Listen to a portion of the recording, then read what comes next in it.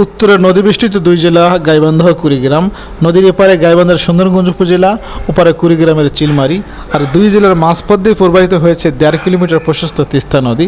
আর এই তিস্তা নদীর উপরে নির্মিত হচ্ছে 1.49 কিলোমিটার দৈর্ঘ্যের স্বপ্নের তিস্তা সেতু। তো আলহামদুলিল্লাহ 2014 সালের 25শে জানুয়ারি মাননীয় প্রধানমন্ত্রী জননেত্রী শেখ হাসিনা গাইবান্ধা শহরের শাহ আব্দুল হামিদ স্টেডিয়ামে এর ফলক উন্মোচন করেন এবং 2020 সালের সেপ্টেম্বরে এর নির্মাণ কাজ শুরু হয়। দুঃখের বিষয় হলো সময়সূচি অনুযায়ী 2023 সালে সেতুটির নির্মাণ কাজ শেষ হওয়ার কথা থাকা সত্ত্বেও এখন পর্যন্ত সেতুটির কাজ শেষ হয়নি।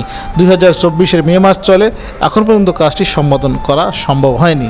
এই জন্য সংশ্লিষ্ট কর্তৃপক্ষ যারা রয়েছেন সেতুটির, আমি অনুরোধ জানাচ্ছি তাদেরকে যে আপনারা আপনাদের সময়সূচির প্রতি লক্ষ্য রেখে দ্রুত কাজটা সম্পাদন করার জন্য চেষ্টা করবেন। আমরা আনন্দিত, তারপরও আমরা আনন্দ প্রকাশ করতেছি যে আমাদের এই তিস্তা সেতুটি, স্বপ্নের তিস্তা সেতুকে দেখার জন্য এর একটা পর্যটন কেন্দ্রে পরিণত হয়েছে। দূর দূরান্ত থেকে মানুষ এখানে আসছেন এই সেতুকে দেখার জন্য, এই নদীকে দেখার জন্য, আমাদের এলাকার অঞ্চলকে দেখার জন্য। আসলে এই এলাকার মানুষ অত্যন্ত এক ধরনের ভাগ্যবানই বলা চলে। এই সেতুটি নির্মাণের হওয়ার কারণে এই এলাকার জমির দাম বেড়ে গেছে, এই এলাকার মানুষের জীবনমানের পরিবর্তন হয়েছে, অর্থনৈতিক উন্নয়ন ঘটছে।